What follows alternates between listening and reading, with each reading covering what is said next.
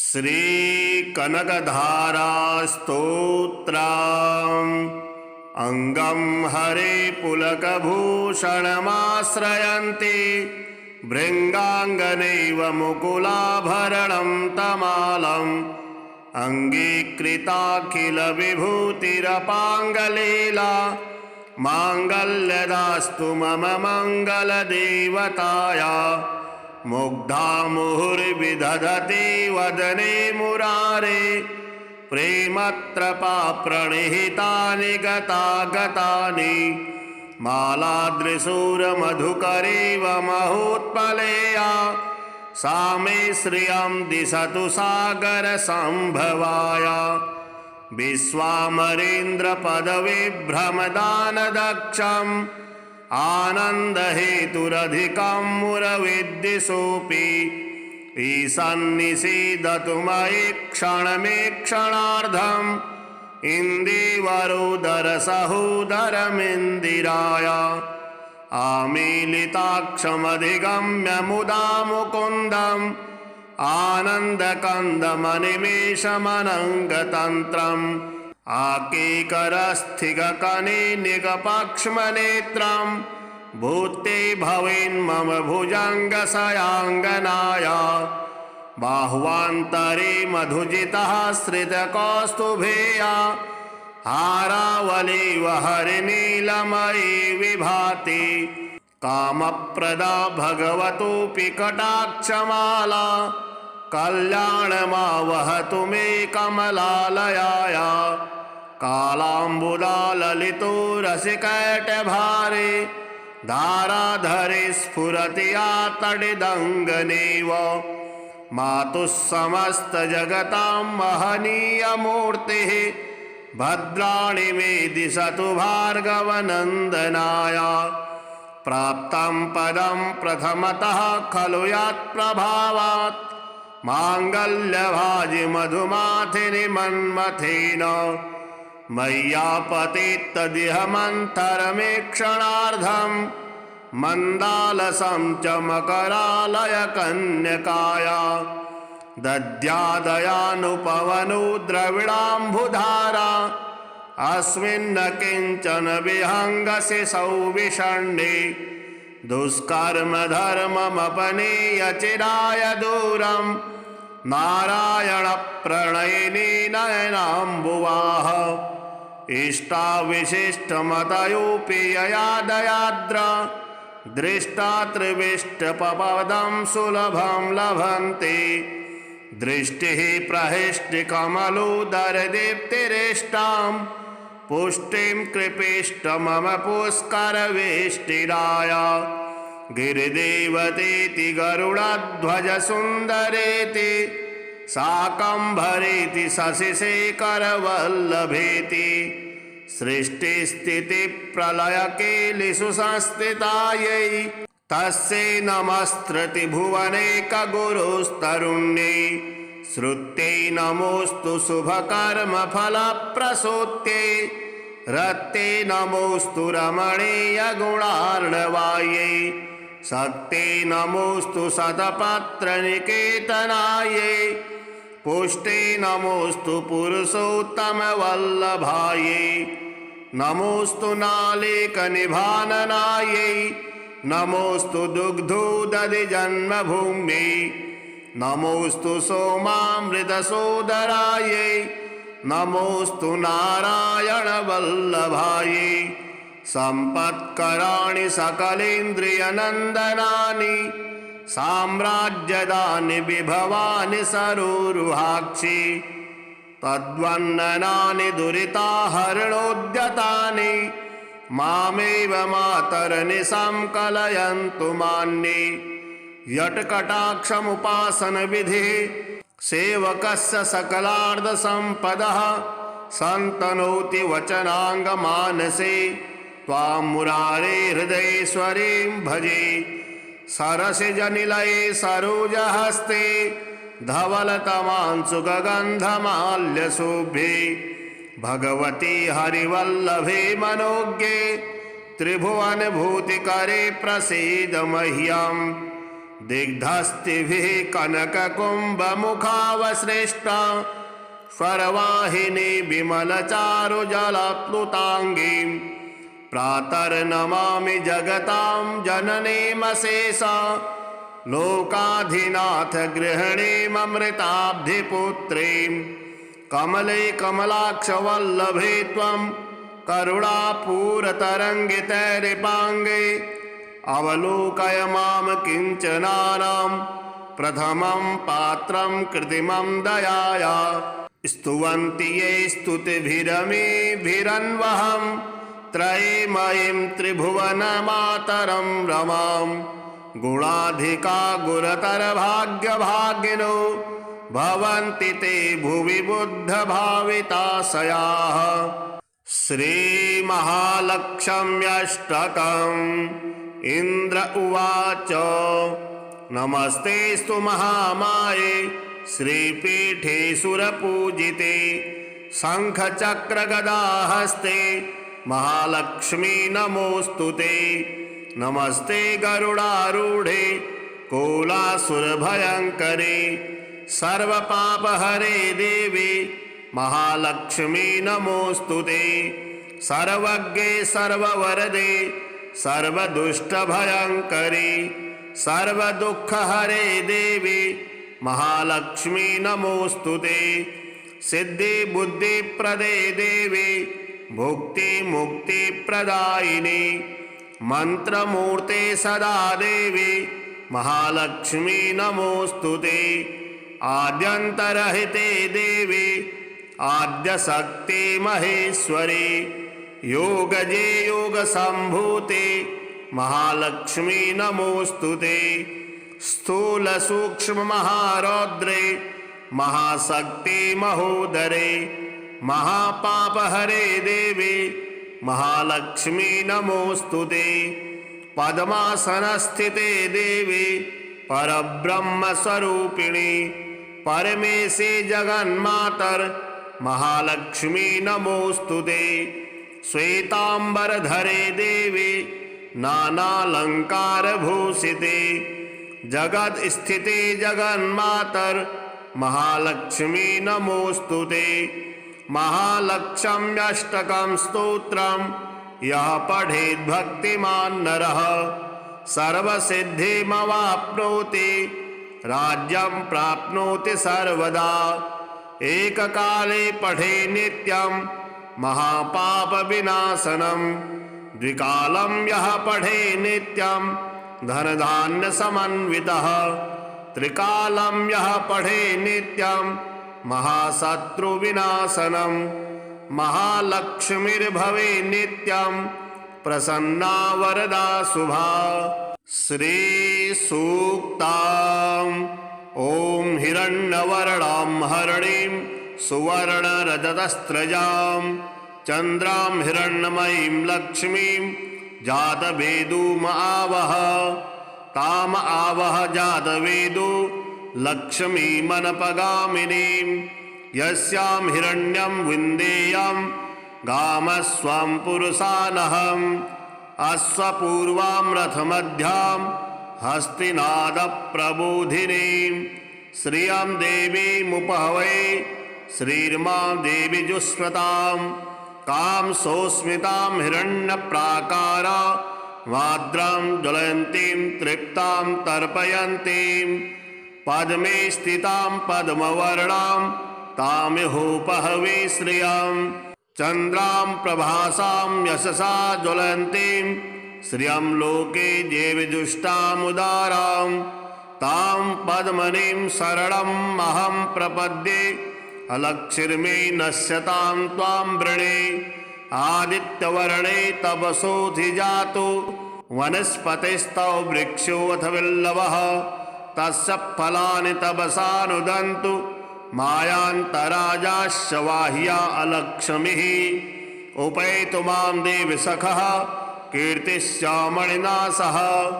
प्रातर्भूतोऽस्मि राष्ट्रेऽस्मिन् कीर्तिमिद्धिं ददातु मे सुत्पिपासां मलां ज्येष्ठां लक्ष्मीं नाशयाम्यहम् अभूतिं समृद्धिं च सर्वां नृदमेग्रहात् गन्धद्वारां दुराधर्षां नित्यपुष्टां करेषिणीम् ईश्वरीं सर्वभूतानां ताम्युपहवे श्रियां मनसः काममाकूतिं वाचः सत्यमसीमहि पशूनां रूपमन्यस्य मयि श्रीः श्रयतां यशः कर्दमेन प्रजा भूता मयि सम्भव कर्दम श्रियं वासै मे कुले मातरं पद्ममालिनीम् आपः सृजन्तु सृघ्नानि चिक्लीदवसमे गृहे निच देवीं मातरं श्रियं वासै मे कुले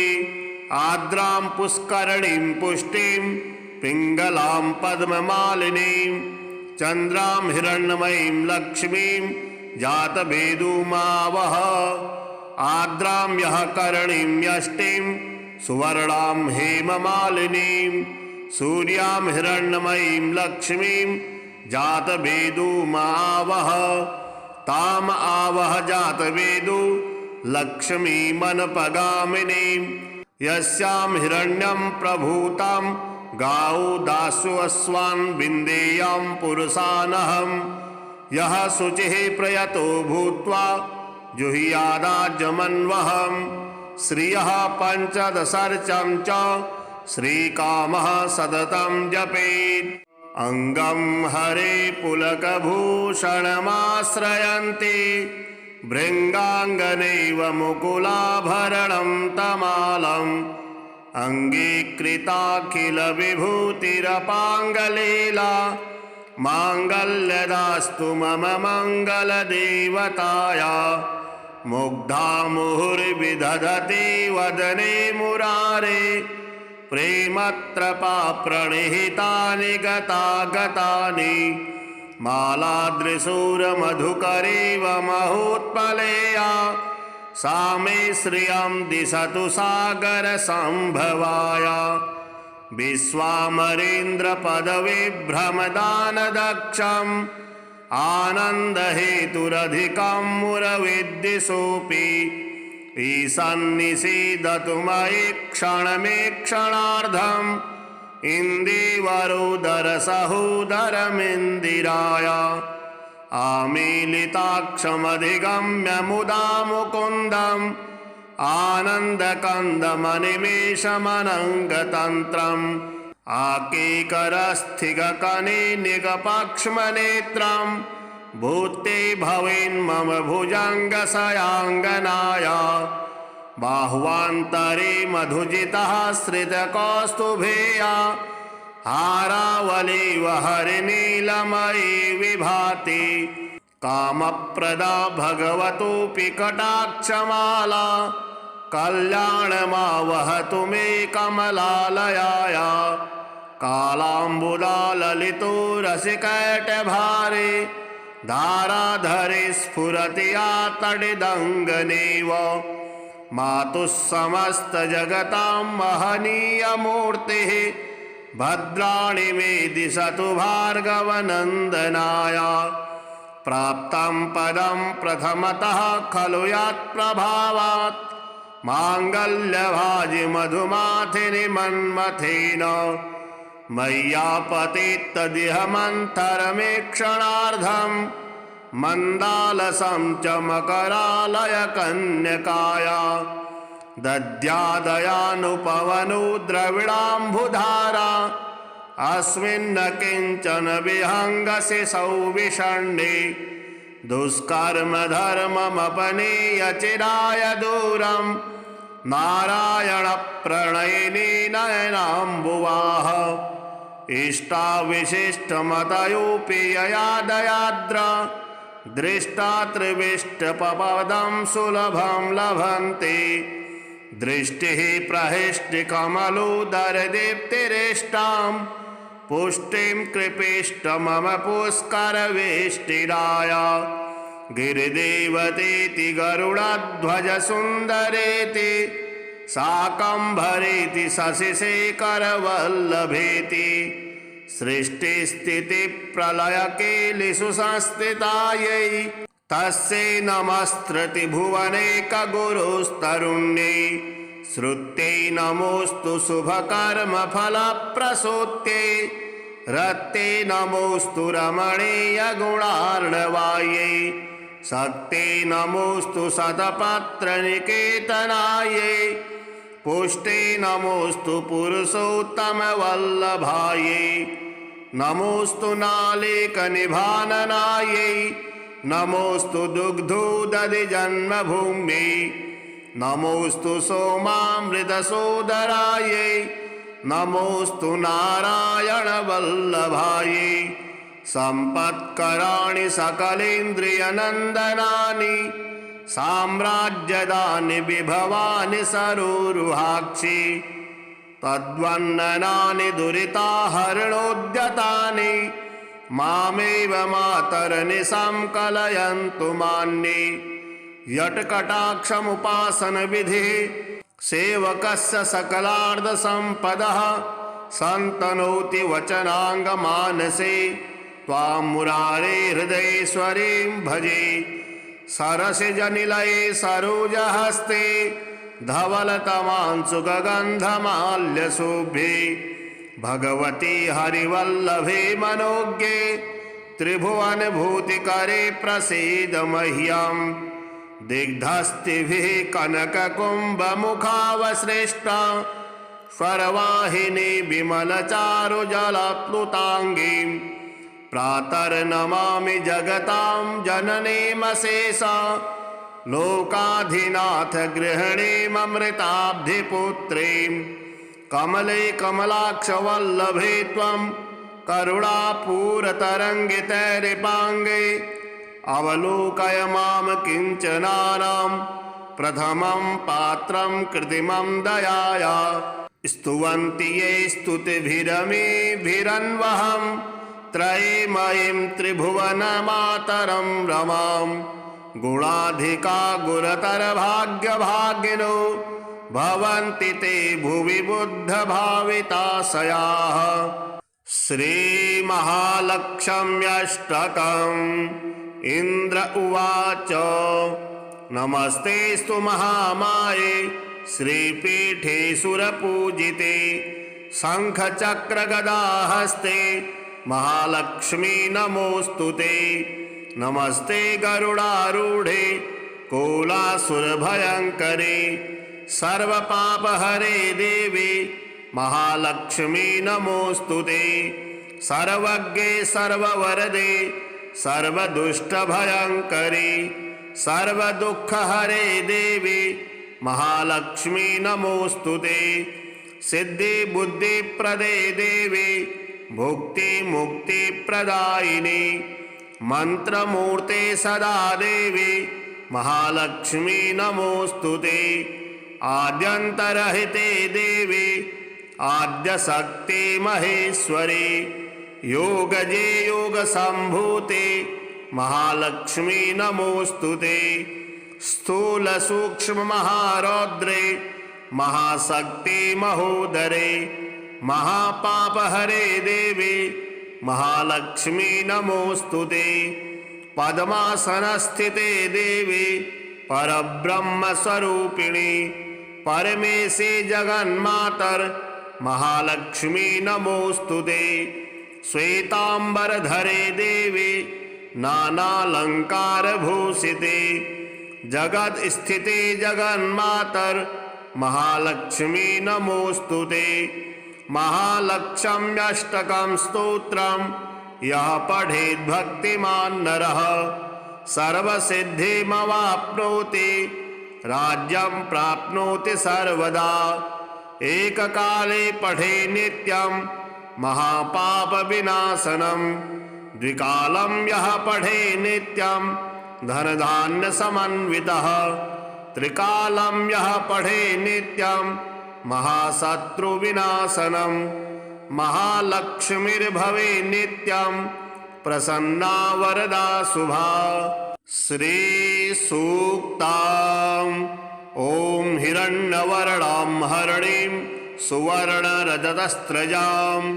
चन्द्रां हिरण्मयीं लक्ष्मीं जातवेदूमावह ताम आवह जातवेदो लक्ष्मीमनपगामिनीं यस्यां हिरण्यं विन्देयं गामस्वं पुरुषानहम् अश्वपूर्वां रथमध्यां हस्तिनादप्रबोधिनीं श्रियं देवीमुपहवै श्रीर्मां देवी जुष्मतां कां सोस्मितां हिरण्यप्राकारा वाद्रां ज्वलन्तीं तृप्तां तर्पयन्तीं पद्मे स्थितां पद्मवर्णां तामिहोपहवे श्रियं चन्द्रां प्रभासां यशसा ज्वलन्तीं श्रियं लोके देवजुष्टामुदारां तां पद्मनीं शरणम् अहं प्रपद्ये अलक्षिर्मे नश्यतां त्वां वृणे आदित्यवर्णे तपसोऽधिजातो वनस्पतिस्तौ वृक्षोऽथ विल्लवः तस्य फलानि तपसानुदन्तु मायान्तराजाश्च वाह्या अलक्ष्मीः उपैतु मां देवि सखः कीर्तिश्चामणिना सह प्रातर्भूतोऽस्मि राष्ट्रेऽस्मिन् कीर्तिमिद्धिं ददातु मे सुत्पिपासां मलां ज्येष्ठां लक्ष्मीं नाशयाम्यहम् अभूतिं समृद्धिं च सर्वां नृणुमे गृहात् गन्धद्वारां दुराधर्षां नित्यपुष्टां करेषिणीं ईश्वरीं सर्वभूतानां तामिहोपहवे श्रियां मनसः काममाकूतिं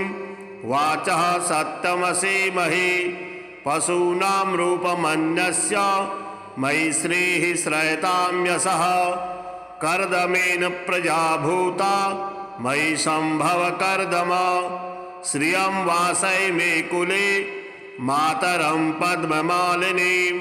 आपः सृजन्तु सृघ्नानि चिक्लीतवसमे गृहे निच देवीं मातरं श्रियं वासय मे कुले आर्द्रां पुष्करणीं पुष्टिं पिङ्गलां पद्ममालिनीं चन्द्रां हिरण्मयीं लक्ष्मीं जातवेदुमावह आर्द्रां यः करणीं यष्टिं सुवर्णां हेममालिनीं सूर्यां हिरण्मयीं लक्ष्मीं जातवेदुमावह ताम आवह जातवेदु लक्ष्मीमनपगामिनीं यस्यां हिरण्यं प्रभूतां गावो दासु अश्वान् विन्देयां पुरुषानहम् यः शुचिः प्रयतो भूत्वा जुह्यादाजमन्वहम् श्रियः पञ्चदशर्चं च श्रीकामः सततं जपेत् अङ्गं हरे पुलकभूषणमाश्रयन्ति भृङ्गाङ्गनैव मुकुलाभरणं तमालम् अङ्गीकृताखिलविभूतिरपाङ्गलीला माङ्गल्यदास्तु मम मङ्गलदेवताया मुग्धा मुहुर्विदधति वदने मुरारे प्रेमत्रपा प्रणिहितानि गतागतानि मालादृशूरमधुकरेव महोत्पलेया सा मे श्रियं दिशतु सागरसम्भवाय विश्वामरेन्द्रपदविभ्रमदानदक्षम् आनन्दहेतुरधिकं मुरविद्दिशोऽपि ईशन्निषीदतु मयि क्षणमेक्षणार्धम् इन्दीवरोदरसहोदरमिन्दिराय आमीलिताक्षमधिगम्य मुदा मुकुन्दम् आनन्दकन्दमनिमेषमनङ्गतन्त्रम् आकेकरस्थिगकनिनिगपक्ष्मनेत्रम् भूते भवेन्मम भुजङ्गशयाङ्गनाय बाह्वान्तरे मधुजितः श्रितकौस्तुभेया हारावलीव हरिनीलमयी विभाति कामप्रदा भगवतोऽपि कटाक्षमाला कल्याणमावहतु मे कमलालयाय कालाम्बुदा ललितो रसिकैटभारे धाराधरे स्फुरति या तडिदङ्गनेव मातुः समस्तजगतां महनीयमूर्तिः भद्राणि मे दिशतु भार्गवनन्दनाय प्राप्तं पदं प्रथमतः खलु यत्प्रभावात् माङ्गल्यभाजि मधुमाथिनि मन्मथेन मय्यापतित्तदिह मन्थरमेक्षणार्धं मन्दालसं च मकरालय कन्यकाया दद्यादयानुपवनो द्रविडाम्बुधारा अस्मिन्न किञ्चन विहङ्गसि सौविषण्णे दुष्कर्म धर्ममपनीय चिराय दूरं नारायण प्रणयिनी नयनाम्बुवाः इष्टाविशिष्टमतयोऽपि यया दयाद्र दृष्टा त्रिविष्टपदं सुलभं लभन्ते दृष्टिः प्रहिष्टिकमलोदरदीप्तिरेष्टां पुष्टिं कृपीष्ट मम पुष्करवेष्टिराय गिरिदेवतेति गरुडध्वजसुन्दरेति शाकम्भरेति शशिशेखरवल्लभेति सृष्टिस्थितिप्रलयकेलिषु संस्थितायै तस्यै नमस्त्रति भुवनैकगुरुस्तरुण्यै श्रुत्यै नमोऽस्तु शुभकर्मफलप्रसूत्यै रत्ते नमोऽस्तु रमणीयगुणार्णवायै शक्ते नमोऽस्तु शतपत्रनिकेतनायै पुष्टे नमोऽस्तु पुरुषोत्तमवल्लभायै नमोऽस्तु नालेकनिभाननायै नमोऽस्तु दुग्धोदधिजन्मभूम्यै नमोऽस्तु सोमामृतसोदरायै नमोऽस्तु नारायणवल्लभायै सम्पत्कराणि सकलेन्द्रियनन्दनानि साम्राज्यदानि विभवानि सरोरुहाक्षि तद्वन्ननानि दुरिताहरणोद्यतानि मामेव मातरनिशां कलयन्तु मान्ये यत्कटाक्षमुपासनविधिः सेवकस्य सकलार्धसम्पदः सन्तनोति वचनाङ्गमानसे त्वां मुरारे हृदयेश्वरीं भजे सरसिजनिलये सरोजहस्ते धवलतमांशुगन्धमाल्यशोभे भगवती हरिवल्लभे मनोज्ञे त्रिभुवनभूतिकरे प्रसीद मह्यम् दिग्धस्तिभिः कनककुम्भमुखावसृष्टा स्वरवाहिनी विमलचारुजलप्लुताङ्गीं प्रातर्नमामि जगतां जननीमशेषा लोकाधिनाथ गृहिणीममृताब्धिपुत्रीं कमले कमलाक्षवल्लभे त्वं करुणापूरतरङ्गितैरिपाङ्गे अवलोकय मां किञ्चनानां प्रथमं पात्रं कृत्रिमं दयाया स्तुवन्ति ये स्तुतिभिरमीभिरन्वहं त्रयीमयीं त्रिभुवनमातरं रमां गुणाधिका गुरुतरभाग्यभागिनो भवन्ति ते भुवि बुद्धभाविताशयाः श्रीमहालक्ष्म्यष्टकम् इन्द्र उवाच नमस्तेस्तु महामाये श्रीपीठे सुरपूजिते शङ्खचक्रगदाहस्ते महालक्ष्मी नमोऽस्तुते नमस्ते गरुडारूढे कोलासुरभयङ्करे सर्वपापहरे देवी महालक्ष्मी नमोऽस्तुते सर्वज्ञे सर्ववरदे सर्वदुष्टभयङ्करी सर्वदुःखहरे देवी महालक्ष्मी नमोऽस्तुते सिद्धिबुद्धिप्रदे देवी भुक्तिमुक्तिप्रदायिनी मंत्रमूर्ते सदा देवी महालक्ष्मी नमोऽस्तुते आद्यन्तरहिते देवी आद्यशक्ति महेश्वरी योगजे योगसम्भूते महालक्ष्मी नमोस्तुते। स्थूल सूक्ष्म महारौद्रे महाशक्ति महोदरे महापापहरे देवी महालक्ष्मी नमोस्तुते। पद्मासनस्थिते देवी परब्रह्म स्वरूपिणी परमेशे जगन्मातर महालक्ष्मी नमोस्तुते। श्वेतांबरधरे देवी नानालंकार भूषिते जगत स्थिते जगन्मातर महालक्ष्मी नमोस्तुते। महालक्ष्म्यष्टकं स्तोत्रम यः पठेत् भक्तिमान् नरः सर्वसिद्धिमवाप्नोति राज्यं प्राप्नोति सर्वदा। एककाले पठे नित्यं महापापविनाशनं द्विकालं यः पठे नित्यं धनधान्यसमन्वितः त्रिकालं यः पठे नित्यं महाशत्रुविनाशनं महालक्ष्मीर्भवे नित्यं प्रसन्ना वरदा शुभा। श्री सूक्ताम् ॐ हिरण्यवर्णां हरिणीं सुवर्णरजतस्रजां चन्द्रां हिरण्मयीं लक्ष्मीं जातवेदुमावह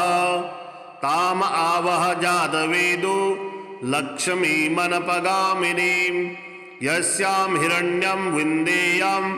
गामस्वं पुरुषानहम् अश्वपूर्वां रथमध्यां हस्तिनादप्रबोधिनीं श्रियं देवीमुपहवे श्रीर्मां देवी जुष्वतां कां सौस्मितां हिरण्यप्राकारा वाद्रां ज्वलन्तीं तृप्तां तर्पयन्तीं पद्मे स्थितां पद्मवर्णां तामिहोपहवे श्रियं चन्द्रां प्रभासां यशसा ज्वलन्तीं श्रियं लोके देवजुष्टामुदारां तां पद्मनीं शरणम् अहं प्रपद्ये अलक्षिर्मे नश्यतां त्वां वृणे आदित्यवर्णे तपसोऽधिजातो वनस्पतिस्तव वृक्षोऽथ विल्लवः तस्य फलानि तपसानुदन्तु मायान्तराजाश्च वाह्या अलक्ष्मीः उपैतु मां देवि सखः कीर्तिश्चामणिना सह प्रातर्भूतोऽस्मि राष्ट्रेऽस्मिन् कीर्तिमिद्धिं ददातु मे सुत्पिपासां मलां ज्येष्ठां लक्ष्मीं नाशयाम्यहम् अभूतिं समृद्धिं च सर्वां नृणुद मे गृहात् गन्धद्वारां दुराधर्षां नित्यपुष्टां करेषिणीं ईश्वरीं सर्वभूतानां तामिहोपहवे श्रियं मनसः काममाकोतिं वाचः सत्यमसीमहि पशूनां रूपमन्यस्य मयि श्रीः श्रयतां यशः कर्दमेन प्रजाभूता मयि सम्भव कर्दम श्रियं वासय मे कुले मातरं पद्ममालिनीम् आपः सृजन्तु श्रीघ्नानि चिक्लीदवसमे गृहे निच देवीं मातरं श्रियं वासय मे कुले आर्द्रां पुष्करणीं पुष्टिं पिङ्गलां पद्ममालिनीं चन्द्रां हिरण्मयीं लक्ष्मीं जातवेदुमावह आर्द्रां यः करणीं यष्टिं सुवर्णां हेममालिनीं सूर्यां हिरण्मयीं लक्ष्मीं जातवेदुमावह ताम आवह जातवेदु लक्ष्मीमनपगामिनीं यस्यां हिरण्यं प्रभूतं गावो दासु अश्वान् विन्देयं पुरुषानहम् यः शुचिः प्रयतो भूत्वा जुह्यादाज्यमन्वहम् श्रियः पञ्चदशर्चं च श्रीकामः सततं जपेत् अंगं हरे पुलकभूषणमाश्रयन्ति भृङ्गाङ्गनैव मुकुलाभरणं तमालम् अङ्गीकृताखिलविभूतिरपाङ्गलीला माङ्गल्यदास्तु मम मङ्गलदेवताया मुग्धा मुहुर्विदधति वदने मुरारे प्रेमत्रपा प्रणिहितानि गतागतानि मालादृशूरमधुकरेव महोत्पलेया सा मे श्रियं दिशतु सागरसम्भवाय विश्वामरेन्द्रपदविभ्रमदानदक्षम् आनन्दहेतुरधिकं मुरविद्दिशोऽपि ईशन्निषीदतु मयि क्षणमेक्षणार्धम्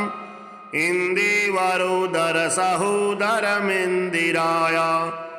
आमीलिताक्षमधिगम्य मुदा मुकुन्दम् आनन्दकन्दमनिमेषमनङ्गतन्त्रम् आकेकरस्थिगकनिनिगपक्ष्मनेत्रम् भूते भवेन्मम भुजङ्गशयाङ्गनाय बाह्वान्तरे मधुजितः श्रितकौस्तुभेया हारावलीव हरिनीलमयी विभाति कामप्रदा भगवतोऽपि कटाक्षमाला कल्याणमावहतु मे कमलालयाय कालाम्बुला ललितो रसिकैटभारे धाराधरे स्फुरति या तडिदङ्गनेव मातुः समस्तजगतां महनीयमूर्तिः भद्राणि मे दिशतु भार्गवनन्दनाय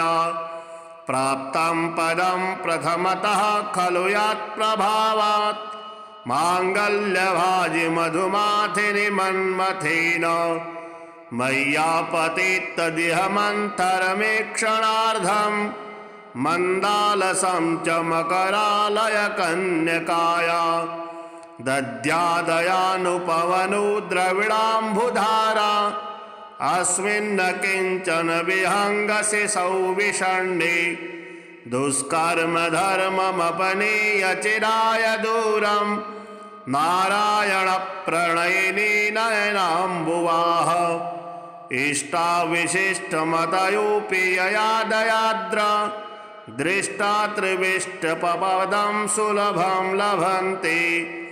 दृष्टिः प्रहिष्टिकमलोदरदीप्तिरेष्टां पुष्टिं कृपेष्ट मम पुष्करवेष्टिराय गिरिदेवतेति गरुडध्वजसुन्दरेति शाकम्भरेति शशिशेखरवल्लभेति सृष्टिस्थितिप्रलयकेलिषु संस्थितायै तस्यै नमस्त्रति भुवनैकगुरुस्तरुण्यै श्रुत्यै नमोऽस्तु शुभकर्मफलप्रसूत्यै रत्यै नमोऽस्तु रमणीयगुणार्णवायै शक्त्यै नमोऽस्तु शतपत्रनिकेतनायै पुष्टै नमोऽस्तु पुरुषोत्तमवल्लभायै नमोऽस्तु नालेकनिभाननायै नमोऽस्तु दुग्धोदधिजन्मभूम्यै नमोऽस्तु सोमामृतसोदरायै नमोऽस्तु नारायणवल्लभायै सम्पत्कराणि सकलेन्द्रियनन्दनानि साम्राज्यदानि विभवानि सरोरुहाक्षि तद्वन्ननानि दुरिताहरणोद्यतानि मामेव मातरनिशां कलयन्तु मान्ये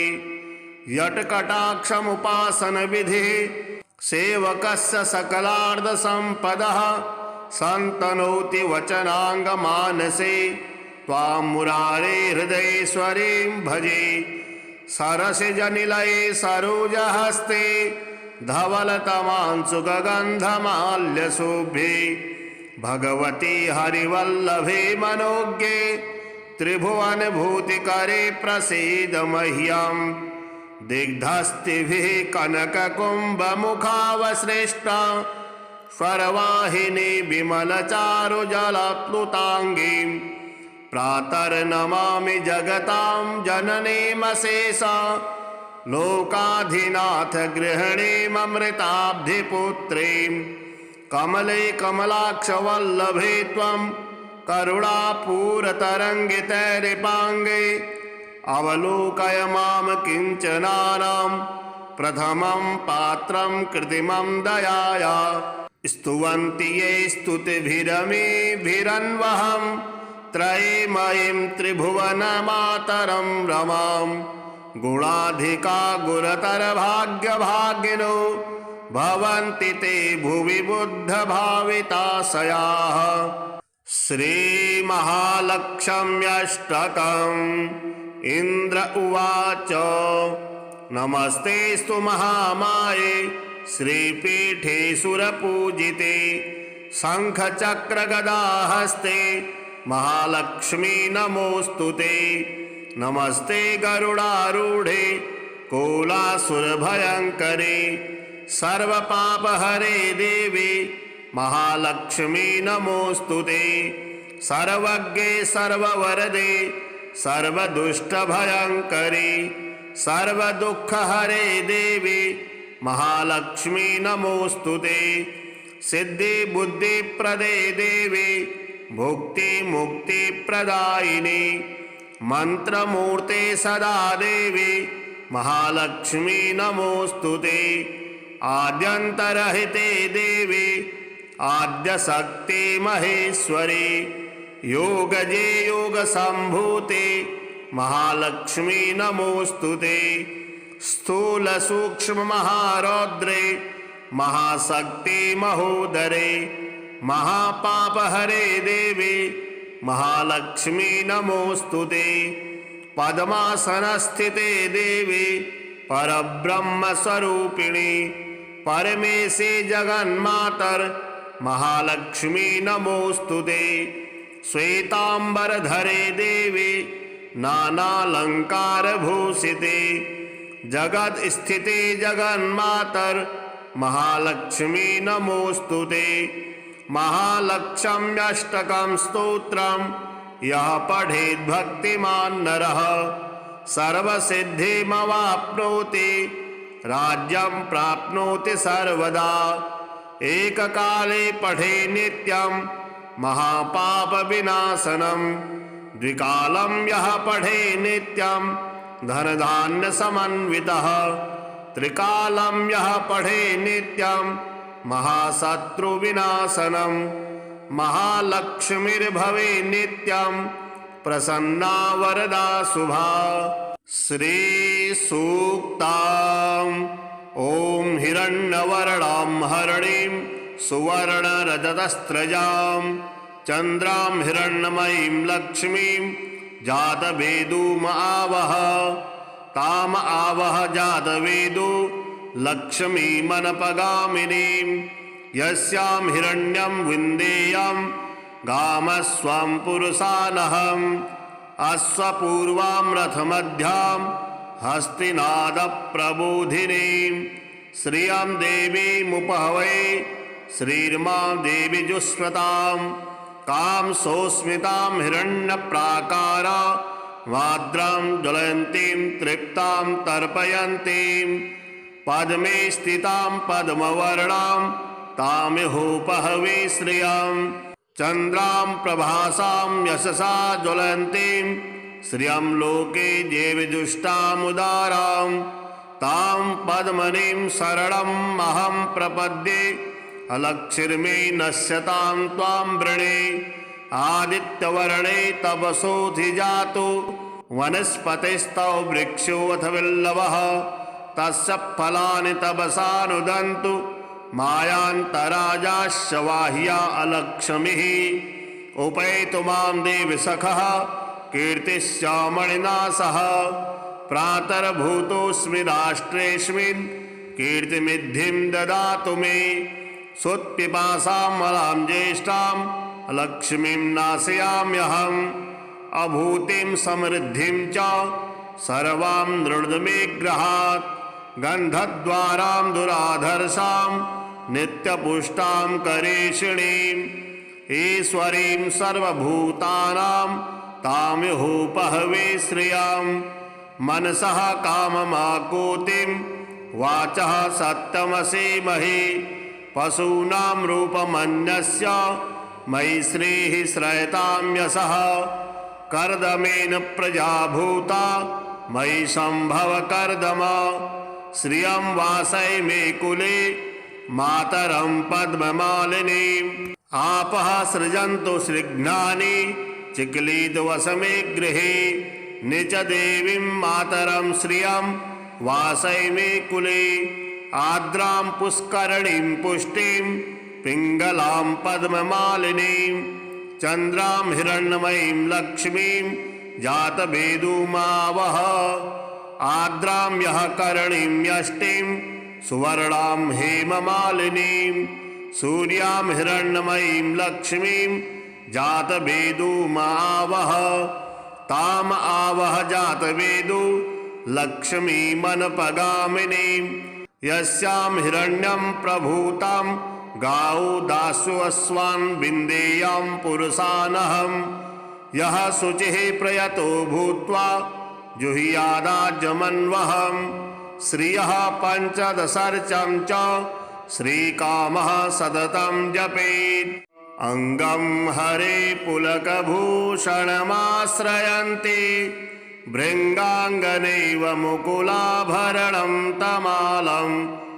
अङ्गीकृताखिलविभूतिरपाङ्गलीला माङ्गल्यदास्तु मम मङ्गलदेवताया मुग्धा मुहुर्विदधति वदने मुरारे प्रेमत्रपा प्रणिहितानि गतागतानि मालादृशूरमधुकरेव महोत्पलेया सा मे श्रियं दिशतु सागरसम्भवाया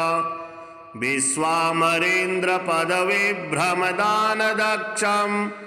आनन्दहेतुरधिकं मुरविद्दिशोऽपि ईशन्निषीदतु मयि क्षणमेक्षणार्धम् इन्दीवरोदरसहोदरमिन्दिराय आमीलिताक्षमधिगम्य मुदा मुकुन्दम् आनन्दकन्दमनिमेषमनङ्गतन्त्रम् आकेकरस्थिगकनिनिगपक्ष्मनेत्रम् भूते भवेन्मम भुजङ्गशयाङ्गनाय बाह्वान्तरे मधुजितः श्रितकौस्तुभेया हारावलीव हरिनीलमयी विभाति कामप्रदा भगवतोऽपि कटाक्षमाला कल्याणमावहतु मे कमलालयाय कालाम्बुदा ललितो रसिकैटभारे धाराधरे स्फुरति या तडिदङ्गनेव मातुः समस्तजगतां महनीयमूर्तिः भद्राणि मे दिशतु भार्गवनन्दनाय प्राप्तं पदं प्रथमतः खलु यत्प्रभावात् माङ्गल्यभाजि मधुमाथिनि मन्मथेन मय्यापतित्तदिह मन्थरमेक्षणार्धं मन्दालसं च मकरालय कन्यकाया दद्यादयानुपवनो द्रविडाम्बुधारा अस्मिन्न किञ्चन विहङ्गसि सौविषण्णे दुष्कर्म धर्ममपनीय चिराय दूरं नारायण प्रणयिनी नयनाम्बुवाः इष्टाविशिष्टमतयोऽपि ययादयाद्र दृष्टा त्रिविष्टपपदं सुलभं लभन्ते दृष्टिः प्रहिष्टिकमलोदरदीप्तिरेष्टां पुष्टिं कृपिष्ट मम पुष्करवेष्टिराय गिरिदेवतेति गरुडध्वजसुन्दरेति शाकम्भरेति शशिशेखरवल्लभेति सृष्टिस्थितिप्रलयकेलिषु संस्थितायै तस्यै नमस्त्रति भुवनेकगुरुस्तरुण्यै श्रुत्यै नमोऽस्तु शुभकर्मफलप्रसूत्यै रत्यै नमोऽस्तु रमणीयगुणार्णवायै शक्त्यै नमोऽस्तु शतपत्रनिकेतनायै पुष्टे नमोऽस्तु पुरुषोत्तमवल्लभायै नमोऽस्तु नालेकनिभाननायै नमोऽस्तु दुग्धोदधिजन्मभूम्यै नमोऽस्तु सोमामृतसोदरायै नमोऽस्तु नारायणवल्लभायै सम्पत्कराणि सकलेन्द्रियनन्दनानि साम्राज्यदानि विभवानि सरोरुहाक्षि तद्वन्ननानि दुरिताहरणोद्यतानि मामेव मातरनिशां कलयन्तु मान्ये यत्कटाक्षमुपासनविधिः सेवकस्य सकलार्धसम्पदः सन्तनोति वचनाङ्गमानसे त्वां मुरारे हृदयेश्वरीं भजे सरसिजनिलये सरोजहस्ते धवलतमांशुगन्धमाल्यशोभे भगवती हरिवल्लभे मनोज्ञे त्रिभुवनभूतिकरे प्रसीद मह्यम् दिग्धस्तिभिः कनककुम्भमुखावसृष्टा स्वरवाहिनी विमलचारुजलप्लुताङ्गीं प्रातर्नमामि जगतां जननीमशेषा लोकाधिनाथ गृहिणीममृताब्धिपुत्रीं कमले कमलाक्षवल्लभे त्वं करुणापूरतरङ्गितैरिपाङ्गे अवलोकय मां किञ्चनानां प्रथमं पात्रं कृत्रिमं दयाया स्तुवन्ति ये स्तुतिभिरमीभिरन्वहं त्रयीमयीं त्रिभुवनमातरं रमां गुणाधिका गुरुतरभाग्यभागिनो भवन्ति ते भुवि बुद्धभाविताशयाः श्रीमहालक्ष्म्यष्टकम् इन्द्र उवाच नमस्तेस्तु महामाये श्रीपीठे सुरपूजिते शङ्खचक्रगदाहस्ते महालक्ष्मी नमोऽस्तु ते नमस्ते गरुडारूढे कोलासुरभयङ्करे सर्वपापहरे देवी महालक्ष्मी नमोऽस्तु ते सर्वज्ञे सर्ववरदे सर्वदुष्टभयङ्करी सर्वदुःखहरे देवी महालक्ष्मी नमोऽस्तु ते सिद्धिबुद्धिप्रदे देवी भुक्तिमुक्तिप्रदायिनी मन्त्रमूर्ते सदा देवी महालक्ष्मी नमोऽस्तु ते आद्यन्तरहिते देवी आद्यशक्ति महेश्वरी योगजे योगसम्भूते महालक्ष्मी नमोऽस्तु ते स्थूलसूक्ष्ममहारौद्रे महाशक्ति महोदरे महापापहरे देवी महालक्ष्मी नमोऽस्तु ते पद्मासनस्थिते देवी परब्रह्मस्वरूपिणी परमेशे जगन्मातर महालक्ष्मी नमोऽस्तु ते श्वेतांबरधरे देवी नानालंकारभूषिते जगत स्थिते जगन्मातर महालक्ष्मी नमोऽस्तु ते महालक्ष्म्यष्टकं स्तोत्रं यः पठेत् भक्तिमान् नरः सर्वसिद्धिमवाप्नोति राज्यं प्राप्नोति सर्वदा एककाले पठे नित्यं महापापविनाशनं द्विकालं यः पठे नित्यं धनधान्यसमन्वितः त्रिकालं यः पठे नित्यं महाशत्रुविनाशनं महालक्ष्मीर्भवे नित्यं प्रसन्ना वरदा शुभा श्रीसूक्ताम् ॐ हिरण्यवर्णां हरिणीं सुवर्णरजतस्रजां चन्द्रां हिरण्मयीं लक्ष्मीं जातवेदुमावह ताम आवह जातवेदो लक्ष्मीमनपगामिनीं यस्यां हिरण्यं विन्देयं गामस्वं पुरुषानहम् अश्वपूर्वां रथमध्यां हस्तिनादप्रबोधिनीं श्रियं देवीमुपहवै श्रीर्मां देवी जुष्वतां कामसोस्मितां हिरण्यप्राकारा वाद्रां ज्वलन्तीं तृप्तां तर्पयन्तीं पद्मे स्थितां पद्मवर्णां तामिहोपहवे श्रियं चन्द्रां प्रभासां यशसा ज्वलन्तीं श्रियं लोके देवजुष्टामुदारां तां पद्मनीं शरणम् अहं प्रपद्ये अलक्षिर्मे नश्यतां त्वां वृणे आदित्यवर्णे तपसोऽधिजातो वनस्पतिस्तव वृक्षोऽथ विल्लवः तस्य फलानि तपसानुदन्तु मायान्तराजाश्च वाह्या अलक्ष्मीः उपैतु मां देवि सखः कीर्तिश्चामणिना सह प्रातर्भूतोऽस्मि राष्ट्रेऽस्मिन्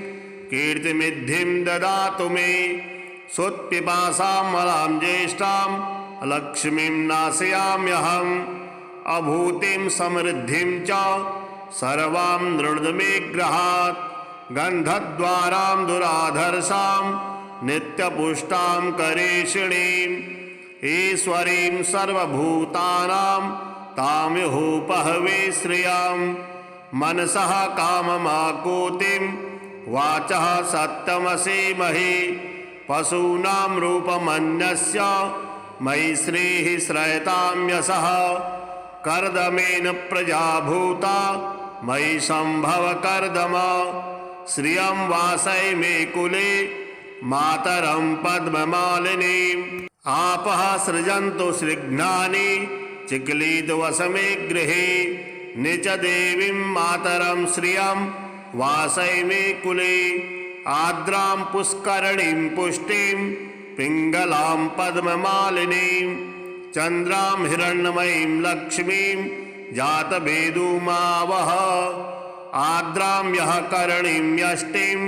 सुवर्णां हेममालिनीं सूर्यां हिरण्मयीं लक्ष्मीं जातवेदुमावह ताम आवह जातवेदु लक्ष्मीमनपगामिनीं यस्यां हिरण्यं प्रभूतां गावो दासो अश्वान् विन्देयां पुरुषानहं यः शुचिः प्रयतो भूत्वा जुह्यादाजमन्वहं श्रियः पञ्चदशर्चं च श्रीकामः सततं अंगं हरे पुलकभूषणमाश्रयन्ति भृङ्गाङ्गनैव मुकुलाभरणं तमालम् अङ्गीकृताखिल विभूतिरपाङ्गलीला माङ्गल्यदास्तु मम मङ्गलदेवताया मुग्धा मुहुर्विदधति वदने मुरारे प्रेमत्रपा प्रणिहितानि गतागतानि मालादृशूरमधुकरेव महोत्पलेया सा मे श्रियं दिशतु सागरसम्भवाय विश्वामरेन्द्रपदविभ्रमदानदक्षम् आनन्दहेतुरधिकं मुरविद्दिशोऽपि ईशान्निषीदतु मयि क्षणमेक्षणार्धम् इन्दीवरोदरसहोदरमिन्दिराय आमीलिताक्षमधिगम्य मुदा मुकुन्दम् आनन्दकन्दमनिमेषमनङ्गतन्त्रम् आकेकरस्थिगकनिनिगपक्ष्मनेत्रम् भूते भवेन्मम भुजङ्गशयाङ्गनाय बाह्वान्तरे मधुजितः श्रितकौस्तुभेया हारावलीव हरिनीलमयी विभाति कामप्रदा भगवतोऽपि कटाक्षमाला कल्याणमावहतु मे कमलालयाय कालाम्बुदा ललितो रसिकैटभारे धाराधरे स्फुरति या तडिदङ्गनेव मातुः समस्तजगतां महनीयमूर्तिः भद्राणि मे दिशतु भार्गवनन्दनाय प्राप्तं पदं प्रथमतः खलु यत्प्रभावात् माङ्गल्यभाजि मधुमाथिनि मन्मथेन मय्यापतित्तदिह मन्थरमेक्षणार्धं मन्दालसं च मकरालयकन्यकाया दद्यादयानुपवनो द्रविडाम्बुधारा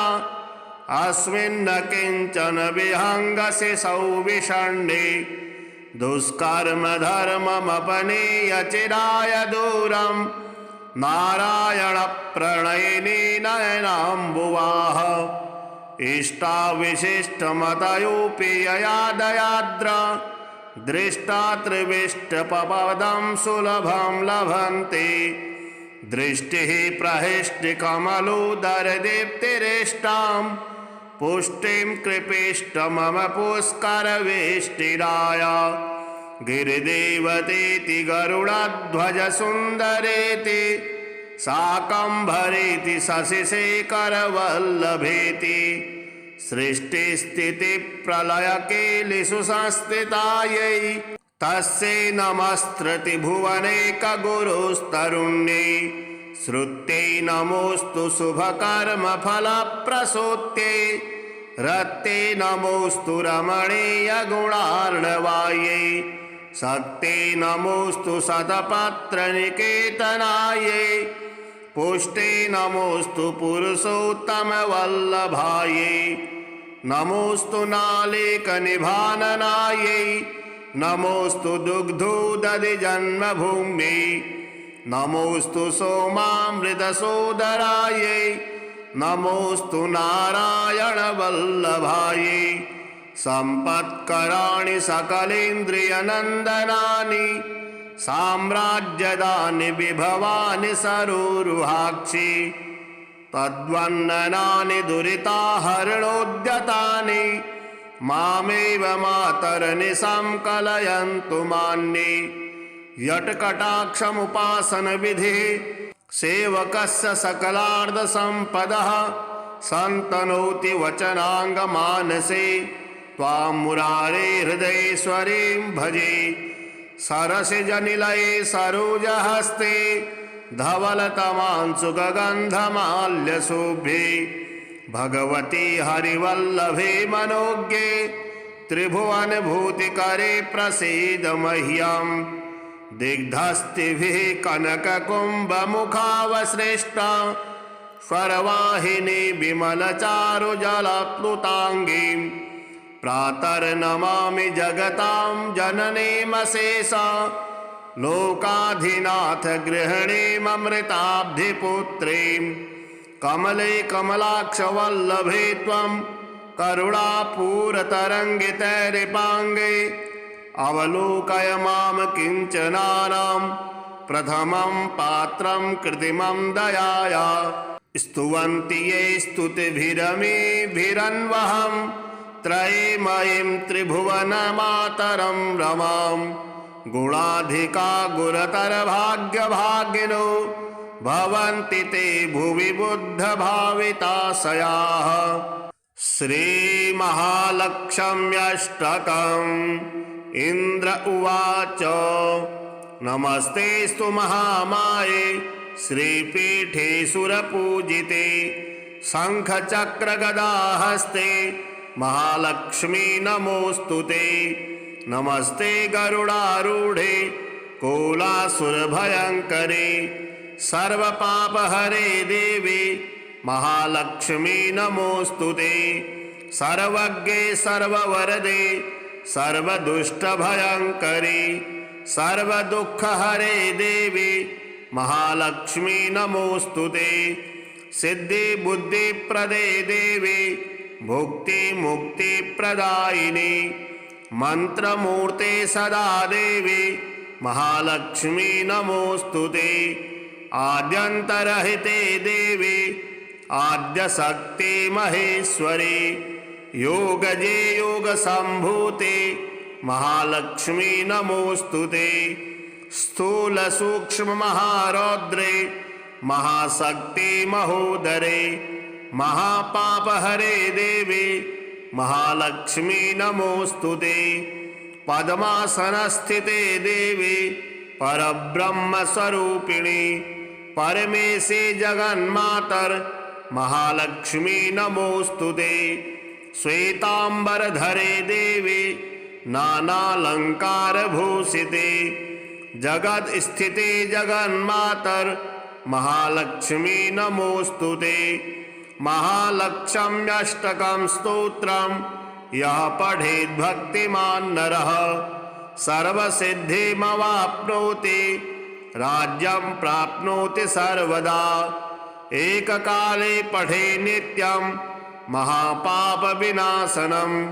द्विकालं यः पठे नित्यं धनधान्यसमन्वितः त्रिकालं यः पठे नित्यं महाशत्रुविनाशनं महालक्ष्मीर्भवे नित्यं प्रसन्ना वरदा शुभा। श्रीसूक्ताम् ॐ हिरण्यवर्णां हरिणीं सुवर्णरजतस्रजां चन्द्रां हिरण्मयीं लक्ष्मीं जातवेदुमावह ताम आवह जातवेदो लक्ष्मीमनपगामिनीं यस्यां हिरण्यं विन्देयं गामस्वं पुरुषानहम् अश्वपूर्वां रथमध्यां हस्तिनादप्रबोधिनीं श्रियं देवीमुपहवे श्रीर्मां देवी जुष्वतां कां सोस्मितां हिरण्यप्राकारा वाद्रां ज्वलन्तीं तृप्तां तर्पयन्तीं पद्मे स्थितां पद्मवर्णां तामिहोपहवे श्रियं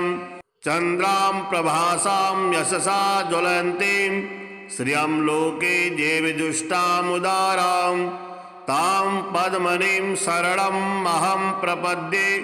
अलक्षिर्मे नश्यतां त्वां वृणे आदित्यवर्णे तपसोऽधिजातो वनस्पतिस्तव वृक्षोऽथ विल्लवः तस्य फलानि तपसानुदन्तु मायान्तराजाश्च वाह्या अलक्ष्मीः उपैतु मां देवि सखः कीर्तिश्चामणिना सह प्रातर्भूतोऽस्मि राष्ट्रेऽस्मिन् कीर्तिमिद्धिं ददातु मे सुत्पिपासां मलां ज्येष्ठां लक्ष्मीं नाशयाम्यहम् अभूतिं समृद्धिं च सर्वां नृणुमे गृहात् गन्धद्वारां दुराधर्षां नित्यपुष्टां करेषिणीम् ईश्वरीं सर्वभूतानां तामिहोपहवे श्रियं मनसः काममाकोतिं वाचः सत्यमसीमहि पशूनां रूपमन्यस्य मयि श्रीः श्रयतां यशः कर्दमेन प्रजा भूता मयि सम्भव कर्दम श्रियं वासय मे कुले मातरं पद्ममालिनीम् आपः सृजन्तु श्रीघ्नानि